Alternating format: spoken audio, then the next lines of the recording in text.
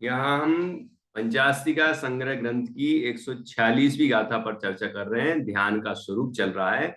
तो तत्वार सूत्र में जो ध्यान का लक्षण बताया है और यहाँ जो ध्यान का लक्षण बताया है उस पर हम चर्चा कर रहे हैं कि वहां पर कहा एकाग्र चिंता निरोधो ध्यानम।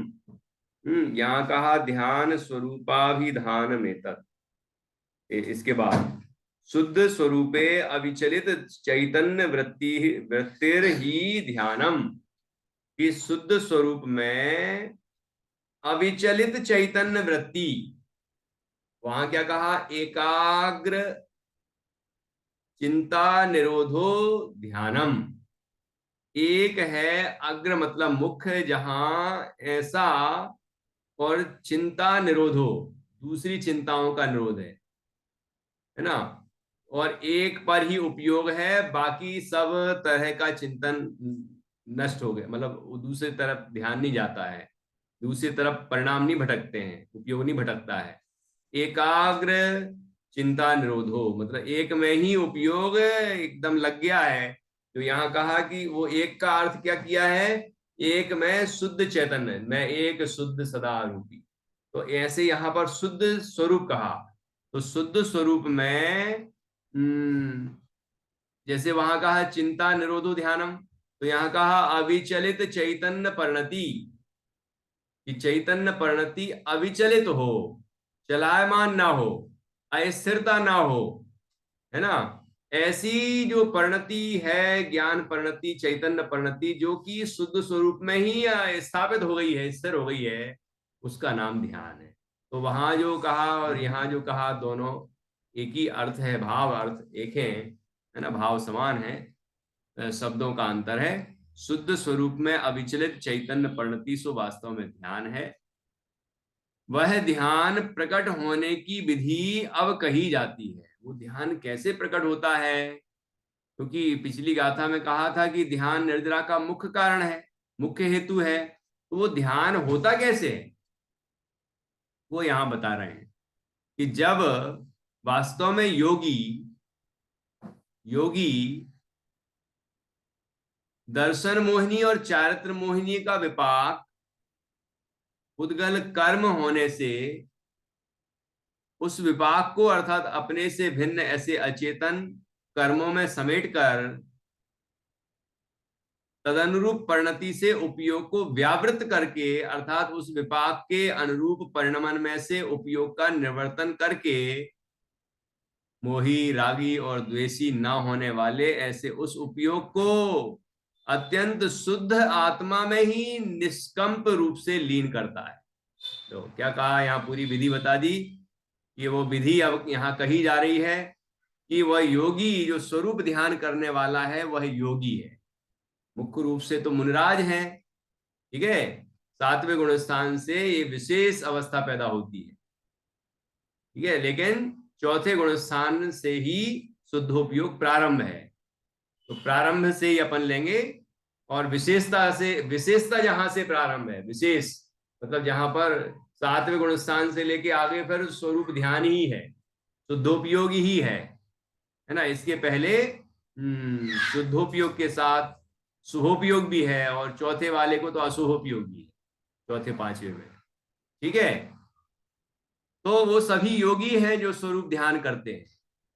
जब वास्तव में योगी क्या क्या करता है कि दर्शन मोहिनी, अर्थात ये जिस जिस प्रकृति के निमित्त से उदय से मिथ्यात्व भाव होता है, मोह होता है, और चारित्र मोही जिस जिस प्रकृति के निमित्त से राग द्वेष होता है, तो ऐसी दोनों प्रकृतियां यहां बताई, दर्शन मोहिनी और चारित्र मोहिनी का विपाक, अर्थात उसका फल, जब इनका फल आएगा तो मिथ्यात्व और राग द्वेष होंगे, मोह राग द्वेष पैदा होंगे, है ना। लेकिन उस विपाक को क्या करता है वो योगी? विपाक, दर्शन मोहिनी और चारित्र मोहिनी का विपाक पुद्गल कर्म होने से, कि वो जो विपाक है वो तो पुद्गल कर्म है, अर्थात कर्म की ही वो 10 अवस्थाएं होती हैं, वो बंद बंद सत्ता, उदय, उदीर्ण आदि। तो ये भी उदय रूप जो परिणति है, फलदान रूप जो अवस्था है, वो कर्म की अवस्था है, ठीक है।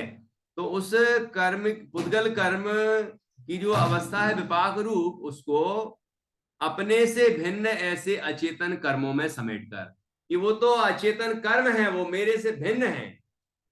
बाबू युगल जी साहब कहते थे कि मोह में रस है, ये फलदान सामर्थ्य, इसको विपाक कह रहे हैं ना। मोह में रस है, ये बात तो ठीक है, लेकिन मोह का रस चैतन्य में नहीं आता।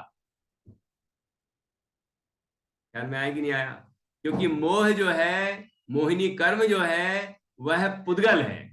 तो पुद्गल में समेट कर, है ना, पुद्गल कर्म होने से उस विपाक को कर्मों में समेट कर, कि वो सब कर्म हैं और मेरे शुद्ध चैतन्य स्वभाव से पृथक हैं, ऐसा उस कर्म के विपाक से भेद ज्ञान करके, है ना, वो कर्म का उदय जो है वो कर्म में है, वो कर्म है, कर्म की सारी अवस्थाएं कर्म रूप हैं और वो मेरे स्वभाव से भिन्न है, ऐसा कर्मों से भेद ज्ञान करके फिर क्या करता है कि वहां से अपने उपयोग को समेट लिया। वहां से उपयोग, वहां उपयोग नहीं लगाता पर में, कि कर्म में कौन कौन से उदय हैं, क्या क्या अवस्थाएं हो रही हैं, वहां से ध्यान हटा देता है। और कहाँ लगाता है?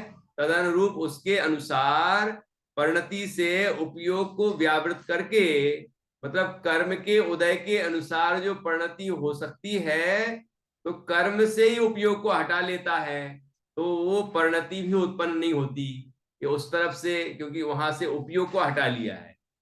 उस परिणति से उपयोग को व्यावृत करके, अर्थात उस विपाक के अनुरूप परिणमन में से उपयोग का निवर्तन करके, कदाचित कुछ जब जब मोह राग द्वेष हो रहे हैं, तो उस अवस्था में ज्ञान भी हो रहा है, उपयोग भी चल रहा है।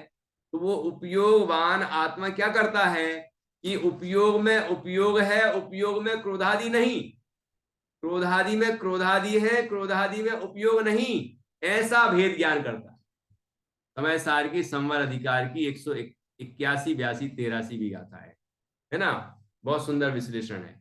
तो यहाँ क्या कहा कि इस तरह से अपने उपयोग को उस परिणति से व्यावृत करके, अर्थात उस वहां से हटा करके, निवृत्त करके, कि उपयोग में उपयोग ही है, उपयोग में क्रोधाधिक नहीं, मोहराग द्वेष नहीं, ये विकार परिणाम नहीं, और कर्म तो है ही नहीं, कर्म तो पुद्गल है, कर्म का उदय वो पुद्गल है।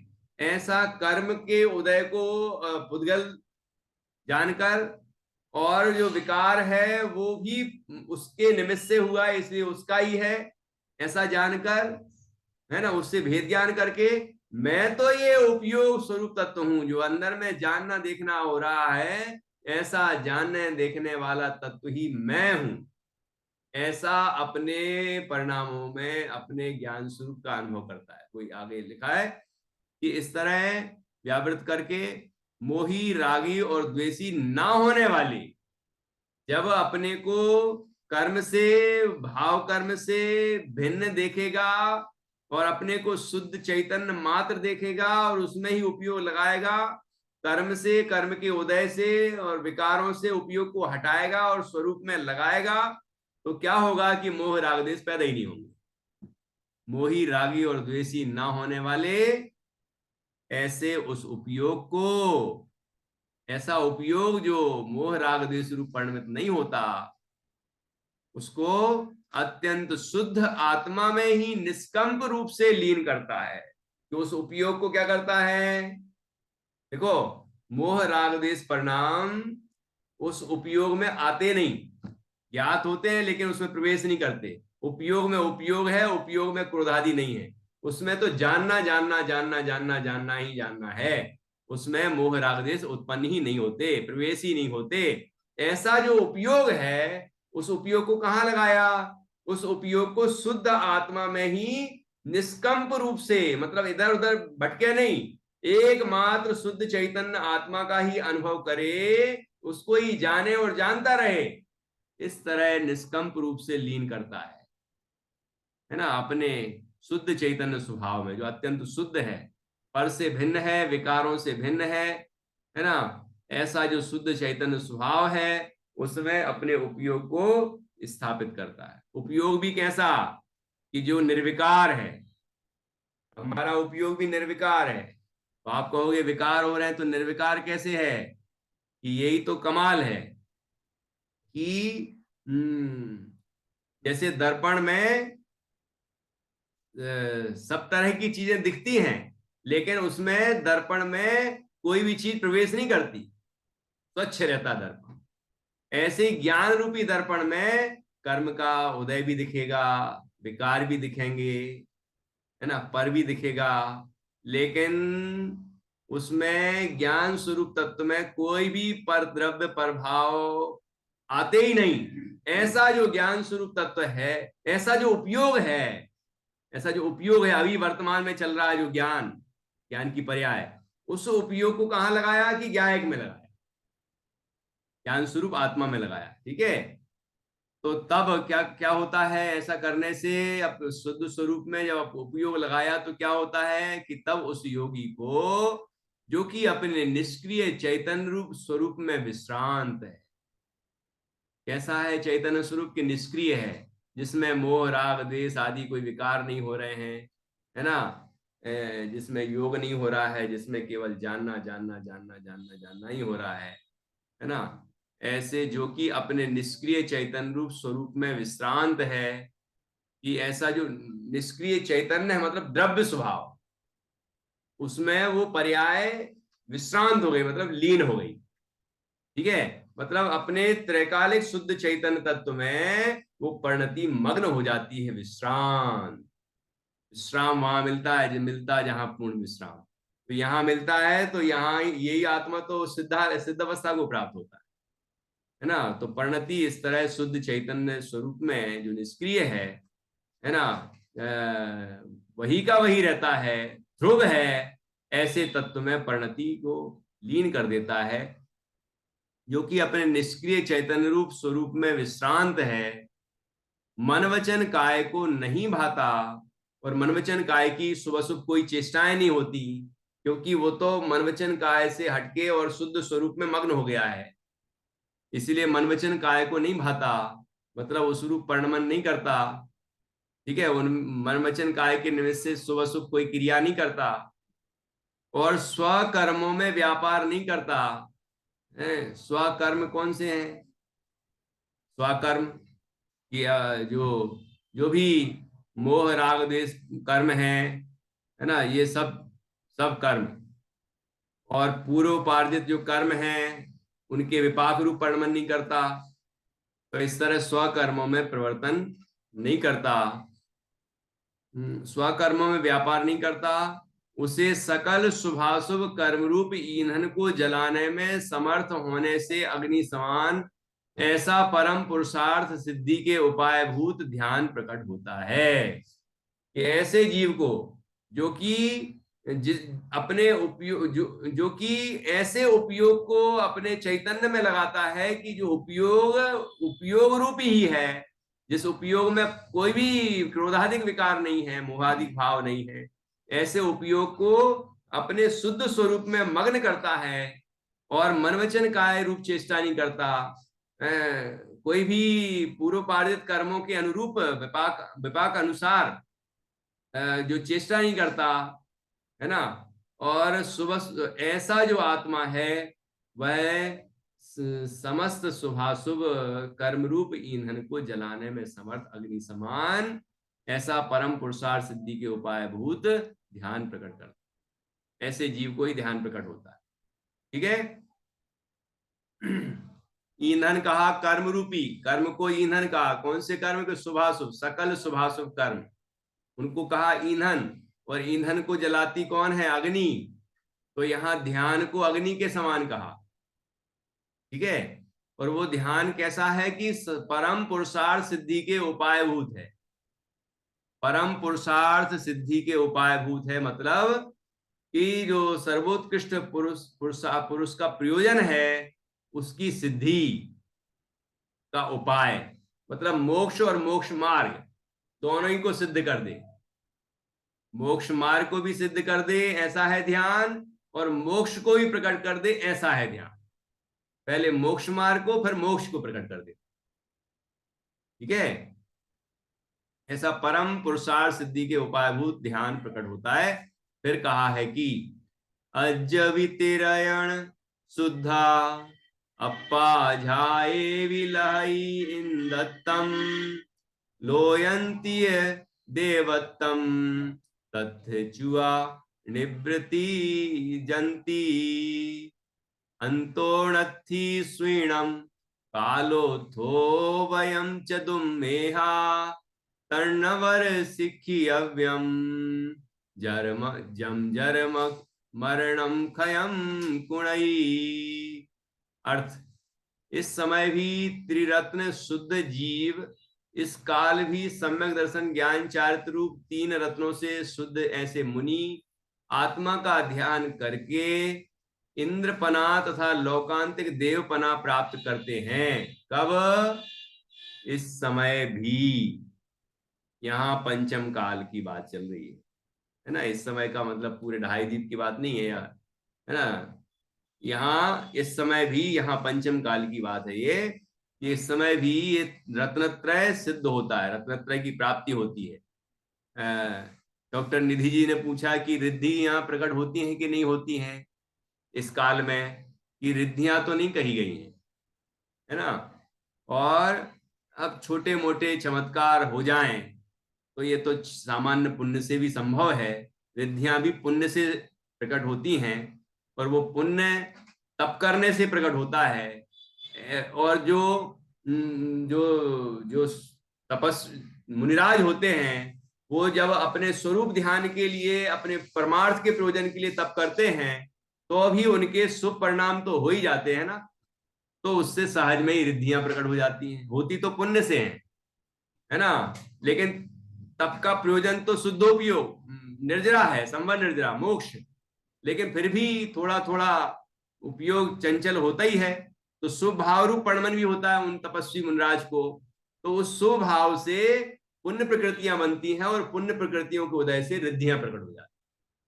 लेकिन उन मुनराजों को उन रिद्धियों से कोई प्रयोजन नहीं है। 64 रिद्धियां होती हैं, और 64 की 64 रिद्धियां प्रकट हो जाएं तो अभी मुनिराज उससे अपने को महान नहीं मानते। ठीक है, वो तो अपने स्वरूप का ध्यान करते हैं, उनसे भेद ज्ञान करते हैं। ठीक है, उसको उसको चमत्कार नहीं मानते वो, कि रिद्धियां प्रकट हो गई तो बहुत महान काम हो गया, है ना। अभी विस्तार से कभी चर्चा करेंगे। अभी तो इतने बताना था कि इस काल में भी त्रिरत्न शुद्ध जीव, मतलब सम्यक दर्शन, सम्यक ज्ञान, सम्यक चारित्र रूपी रत्नों से शुद्ध जीव अर्थात मुनिराज ऐसे आत्मा का ध्यान करके इंद्रपना और लोकांतिक देवपना प्राप्त करते हैं। ठीक है, इस काल में भी ऐसा तपस्या हो सकता है। ऐसा रत्नत्रय की साधना वाले को ऐसा सहज में ही पुण्य बनता है, और उससे सहज में ही ये चीज प्राप्त होती है। रत्नत्रय से तो निर्जरा ही होती है, संवर निर्जरा होती है। लेकिन जितना जितना जितने जितने अंशों में शुभ अशुभ, अशुभ तो होते ही नहीं, शुभ परिणाम हो जाता है, उतने पर उसके फल में ये सब इंद्रपना, लोकांतिक देवपना आदि हो जाते हैं। इस तरह की कर्म प्रकृतियां बनती शुभ, और वहां से चयकर मनुष्य भाव प्राप्त करके निर्वाण को प्राप्त करते हैं। ठीक है, मोक्ष की प्राप्ति करते हैं, क्योंकि इस पंचम काल से तो सीधा मोक्ष नहीं होता, है ना। लेकिन यदि जीव अपने मुक्त स्वरूप का अनुभव करे, उसकी साधना करे, तो निश्चित रूप से इस भाव में नहीं तो आगामी भाव में निर्वाण की प्राप्ति हो जाती है।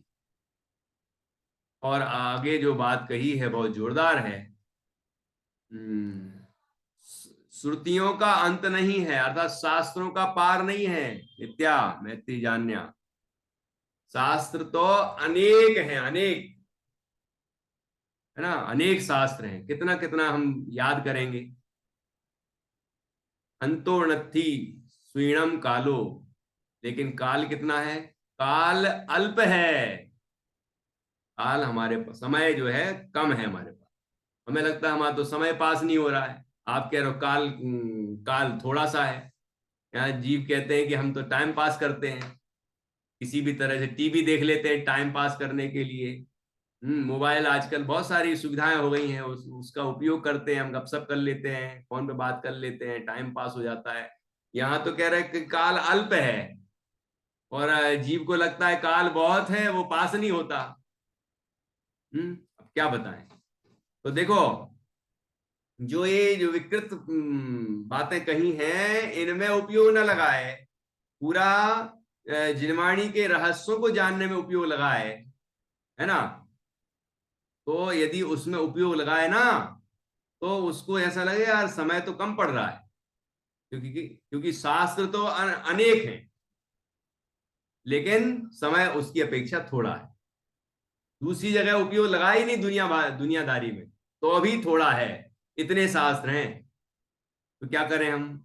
और हम दुर्मेध हैं। दुर्मेध अर्थात होता है अल्प बुद्धि, कि बुद्धि भी हमारी अल्प है। देखो, एक गाथा भी ढंग से याद नहीं होती, वो याद कर लेते हैं, बार बार याद करते हैं, कहीं ना कहीं भूल जाते हैं, कभी ना कभी भूल जाते हैं। तो बुद्धि इतनी अल्प है ना, इतनी हीन है। तो क्या करें फिर। शास्त्रों का अंत नहीं है, काल थोड़ा है, और बुद्धि भी अल्प है, इसलिए वही केवल सीखने योग्य है। केवल वही बात सीख लेना चाहिए कि जो जरा मरण का क्षय करे। जरा अर्थात बुढ़ापा, और मरण अर्थात मृत्यु, कि फिर कभी ये बुढ़ापा ना आए, और फिर कभी मरण ना हो। इस भाव में तो मरण होगा, ये तो पक्का है ना। लेकिन फिर कभी ना हो, क्योंकि मरण के बाद जन्म नहीं होगा, तो बुढ़ापा भी नहीं आएगा। तो वह शिक्षा हमें सीख लेना चाहिए। ये गाथा जो है ना, ये अजमेर में सिमंदर जिनालय है, वहां आगम मंदिर बोलते हैं। बहुत सारे शास्त्रों के कोटेशंस, संदर्भ लिखे हुए हैं, गाथाएं, अर्थ लिखे हुए हैं। तो मैं दर्शन करने के बाद एक जगह बैठ गया, तो वहां सामने मंदिर की वेदी है, उसके ऊपर यहाँ दीवार पर लिखा हुआ था, ये गाथा लिखी थी अर्थ सहित। इतनी जोरदार लगी मुझे, वो याद हो गई, वहीं लिख भी ली। हम्म अंतो नत्थि स्वीणम कालो हो वयम च दुम्मिहा तम नवर सिख्यव्यम जी जर मरण खयम कुणदी। ठीक है, इसमें एक आध शब्द इधर उधर होंगे, तो अर्थ एक ही है, पाठांतर होते हैं। तो वो गाथा वहां लिखी थी, अर्थ भी लिखा था कि देखो, तो मैं शास्त्री कर रहा था कि शास्त्रों का तो अंत नहीं है ना, और समय थोड़ा है, और बुद्धि भी कमजोर है, तो क्या सीखें। तो आचार्य कहते हैं ऐसी बात सीख लो जिससे जन्म मरण का नाश हो। कहते हैं जिसने आत्मा जाना उसने सब जाना, तो आत्मा को जान लें।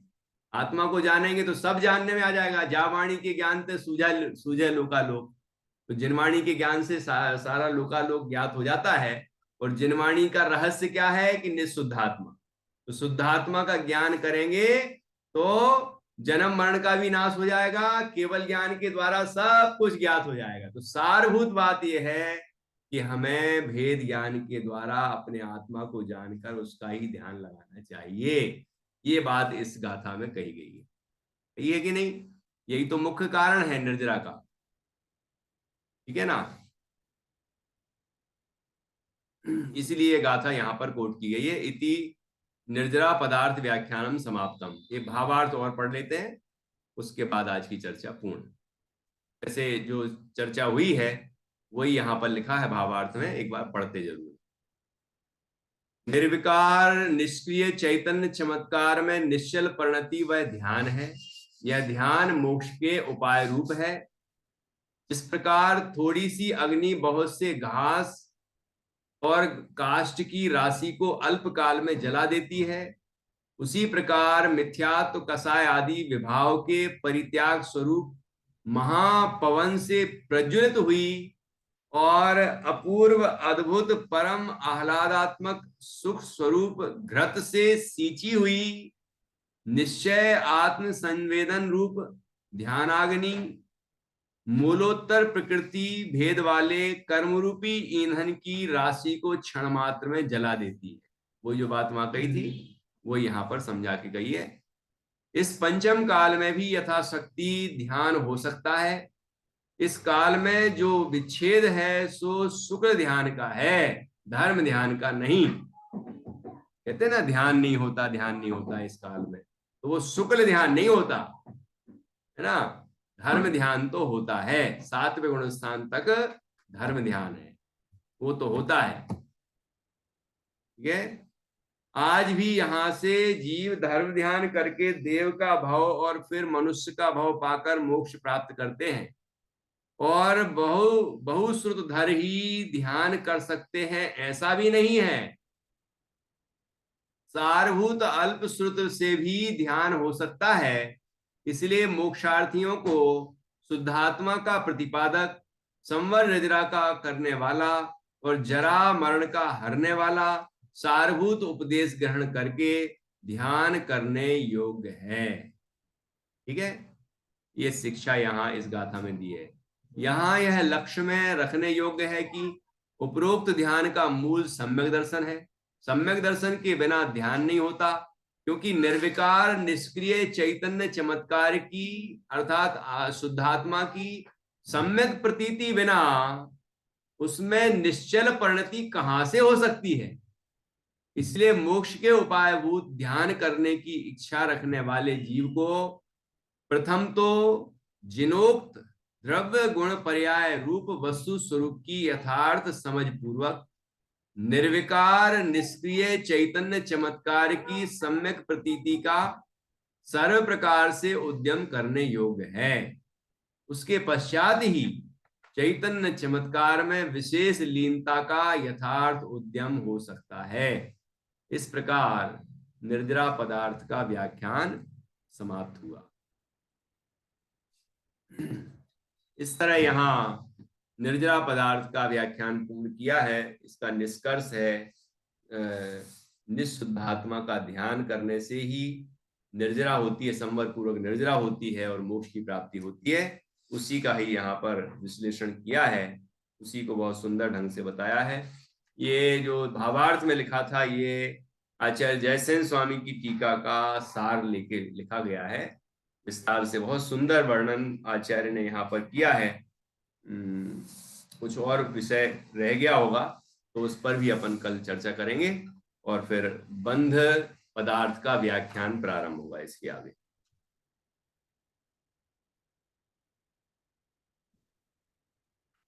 जिनवाणी स्तुति ये है क्या, बोल रहे हैं क्या?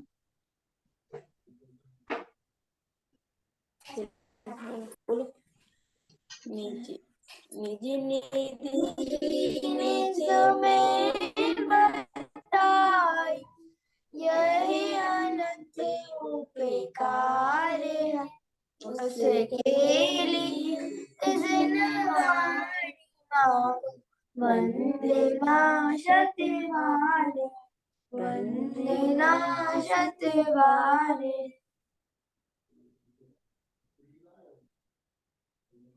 सांग जिनवाणी माता की जय, महान धर्म की जय।